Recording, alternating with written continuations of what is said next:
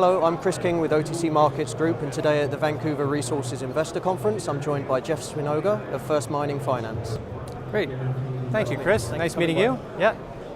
Let's start with a brief introduction to the company and speak a little bit perhaps about its evolution and where it stands today. Sure, Chris. Well, exciting times are right now. Just about the past though, the company in the last couple of years actually built up 25 properties, a big resource, probably actually one of the biggest resources, undeveloped resources in Canada. So it's tremendous and very diversified. So Keith Neumeyer is our chairman. He's known as a company builder. He has also been the founder of First Quantum Minerals. He's also the founder and chairman, or founder and CEO of First Majestic, and also our chairman too. So him and the team have built up these great number of properties. So and that was during the downturn in the gold sector. So going forward, the evolution of the company is to look at these properties and develop the tier 1 assets. The most important one is called Springpole property. It's got 4.7 million ounces of indicated gold resources. So that's going to be our primary focus going forward. Okay, thank you. And perhaps you could elaborate a little bit in terms of how close you are to taking those into production? Sure. Well, it's early days, so we just changed the strategy. We have a new name, new logo, new CEO. I just joined recently, so the focus will be on 3 things. So it'll be on people, places, and our projects. So the fundamental change that we're making, I'll get to the project in a second, the fundamental change that we're making is that we want to have a values-based, purpose-led culture. And the reason for that is that we've got 4 projects in Ontario. They're all within a couple hundred kilometers of each other. So we want to use our values-based system in our decisions and our communications, and this will enable to build long-term relationships with First Nations, local communities, governments, our employees, and also our shareholders.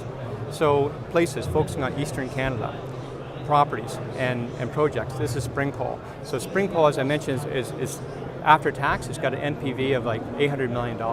So a tremendous asset. After tax IRR, over 26%. You know, a 12-year mine life. All the metrics are really good.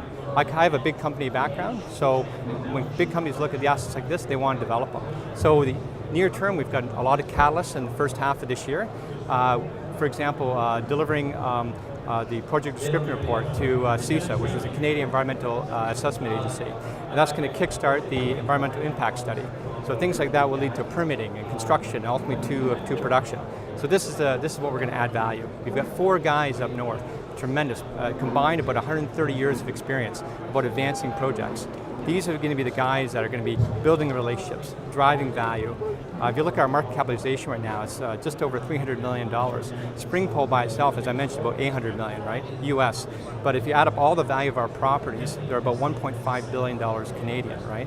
So you can see as we de-risk these properties, the Springpole property, Goldland, and others, that is going to drive value going forward. Excellent, that's a great story. And you trade on our OTCQX market in the US. Yes. Perhaps you could talk a little bit about the strategy and the thinking there in terms of growing US investor base. Oh, it's a great vehicle. It gives great access to our U.S. shareholder base. Roughly about half our shareholders are in the U.S. So this is a tremendous vehicle for us to use, to have them get exposure to us, and we think it's tremendous. So we're very pleased. Great. Well, look, we appreciate you popping by and wish you all the very best. Great. Thank you much, Chris. Yeah, take care.